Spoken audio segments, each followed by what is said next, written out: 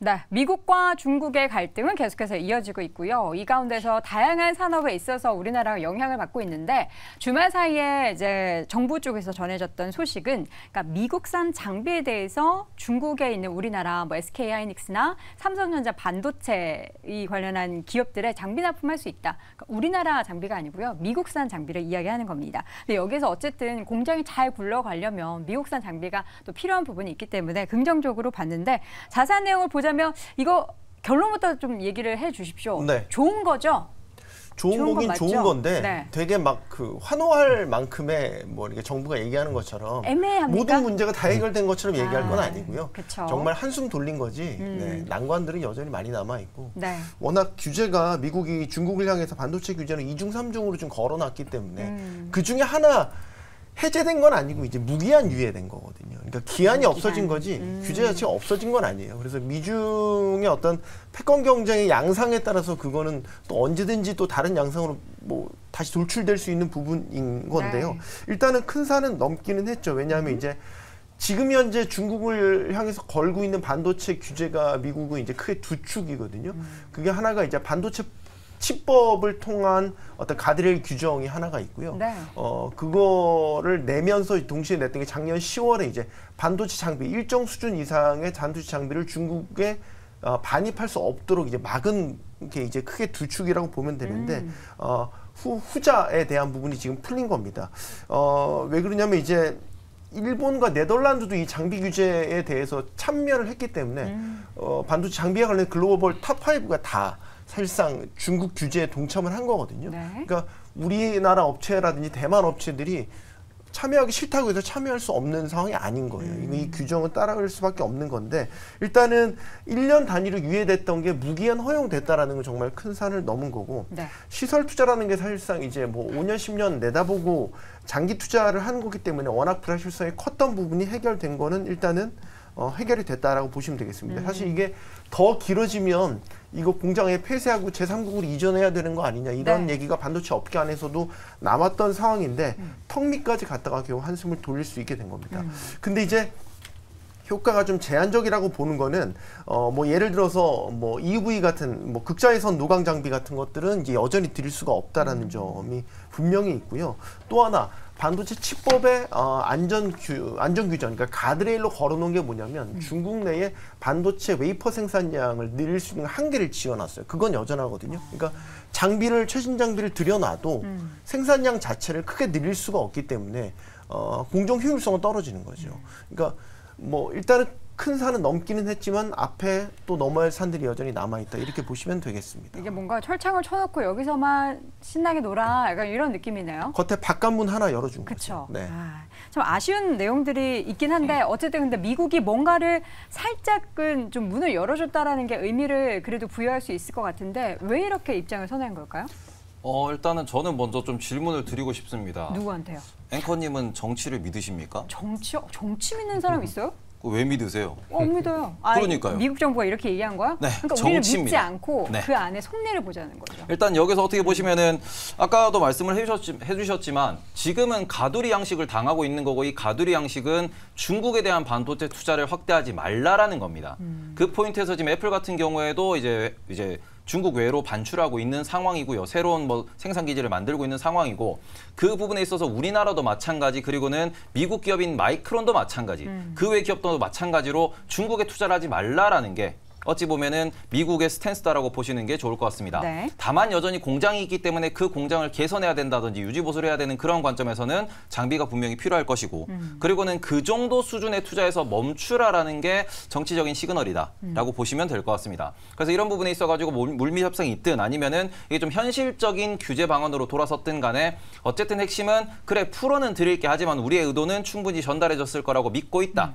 요게 시그널이고요. 그 부분에 있어서 우리나라 투자자들도 감안을 하시면서 그러면 삼성전자 하이닉스가 앞으로 우리나라에 투자를 한다든지 혹은 미국의 신규 공장에 투자라는 방향으로 앞으로의 정책이 바뀔 거다. 이렇게 좀 보시면 좋을 것 같습니다. 네, 어쨌든 이게 뭐 제한적이긴 하고 여전히 우리에게 산 넘어 산이 있고 좀 안타까운 환경에 놓여 있기는 하지만 그래도 이제 주말 사이에 이 소식이 전해졌고 어제 장 초반에도 반도체주가 좋았던 게 이 영향을 안 받았다라고는 볼 수 없거든요. 게다가 이제 실적 내용도 그다지 뭐 앞으로 확인해 볼 부분들은 많긴 하지만 지금 나쁘지 않고요.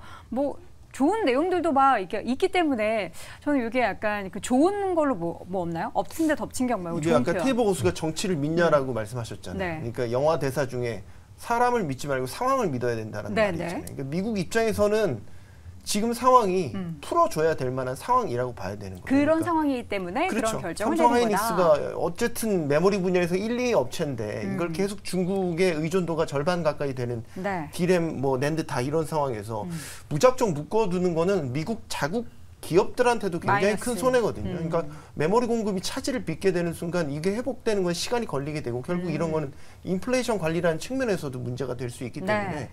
지금 이거 일부 조치를 풀어준 거는 어떻게 보면 자국 산업을 보호하기 위한 측면. 그러니까 사람을 믿지 말고 상황을 믿어라. 이 결국에는 얘기가 이제 떠오르거든요. 미국 자기네들 좋으려고 이런 상황을 만들었다라는 뭐 건데 냉정하게 그렇게 봐야 되지 않을까 싶어요. 그렇게 했다고 쳐도 거기서 우리가 좀 뭐 네, 우리는 뭐 과실만 가져가면 되죠. 얻으면 뭐 되는 네. 거죠. 어쨌든 관련한 기업들에 있어서의 주가 움직임이 더 중요할 텐데 대형주뿐만 아니라 오늘 중소형 반도체주들도 흐름이 굉장히 좋습니다. 앞으로에 있어서의 긍정적인 뭔가 그 상황을 계속해서 만들어줄 거라고 생각하십니까? 뭐 단기적으로는 그렇지 않을까 싶긴 합니다. 단기적으로. 그러니까 이유 중에 하나는 11월 달에 이제 미국 캘리포니아에서 이제 에이펙 회의를 합니다. 네. 여기서 이제 미중 간의 정상회담을 지금 추진하기 위해서 미국 측에서 상당히 노력을 하고 있다라고 보시면 될 것 같고요. 그런 관점에서 이번 조치도 나왔다라고 보시는 게 더 맞지 않을까 싶습니다. 그렇지만 미국 뭐 의회 같은 경우, 특히 이제 공화당 같은 경우는 여전히 대중국 이제 반도체에 대한 수출 규제를 지금보다 강화해야 된다라고 얘기를 하고 있고요. 미국 상무부 장관 같은 경우도 추가적인 이제 강화를 시사하는 발언을 계속 하고 있습니다. 그러니까 지금 에이펙 회의 때문에 지금 잠깐 그런 이제 스탠스가 조금은 지금 쉬어가고 있는 거다라고 인식하시는 게 좀 더 나을 걸로 보여지고요. 만약 이제 11월 달에 미중 정상회담이 뭐 얘기가 잘 됐다. 그러면 뭐 모르겠는데 얘기가 또 뭐 작년에도 뭐 발리에서 회담이 잘 됐다 그러고 나서 이제 반도체법이 이제 강화됐듯이 이번에도 아마 회의가 끝나고 나면 다시 반도체 관련된 분야에 대한 특히 이제 대중국 이제 규제 관련된 부분이 다시 강화될 가능성도 있으니까 그런 점은 일단 뭐 11월 달이니까요. 그 전까지는 뭐 분위기는 좋을 것 같고 그 이후에는 조금 대비를 하셔야 되지 않을까라는 생각을 좀 해보고 있습니다. 네, 이재규 교수는 어떻게 생각하십니까? 어떤 부분 말이죠?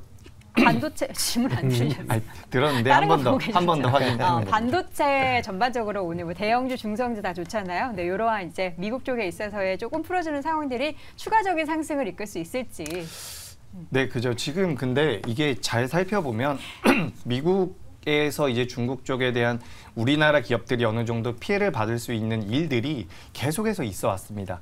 근데 지금 우리나라 뭐 삼성전자를 예로 들어보자면 1월 달에 5만 원대에서 현재 7만 원대에 가까이 올라오고 있는데 지금 계속해서 이런 악재가 나오고 있음에도 불구하고 업황 자체가 돌아서고 있다는 것에 우리가 집중할 필요가 좀 있다라고 보고 있습니다. 네. 그렇기 때문에 뭐 미국과 중국의 관계가 개선된다라고 한다면 우리나라 반도체 업체들이 당연히 도움을 받겠지만 근데 뭐 이 부분들로 인해서 못 올라갈 기업이라든지 내재 가치가 떨어지고 뭐 실적이 안 나올 수 있는 상황에서 올라간다라고 볼 수는 없습니다. 그러니까 실질적으로 외형 성장이라든지 내재 가치가 나오고 매출과 영업이익이 찍히는 그런 기업이라고 한다면 미중 관계에 상관이 없이 큰 영향 없이 전 지금부터는 어느 정도 우상향 기조를 이어갈 수 있다라고 보고 있으니까 네. 이 부분을 참고하시면 좋을 것 같습니다. 알겠습니다. 자, 이렇게 해서 K반도체에 있어서의 전반적인 상황 가운데 최근에 나왔던 이제 미국 쪽에서 조금은 고삐를 풀어준 그러한 부분이 어떻게 영향을 미치는지에 대해서 이야기 나눠봤고요.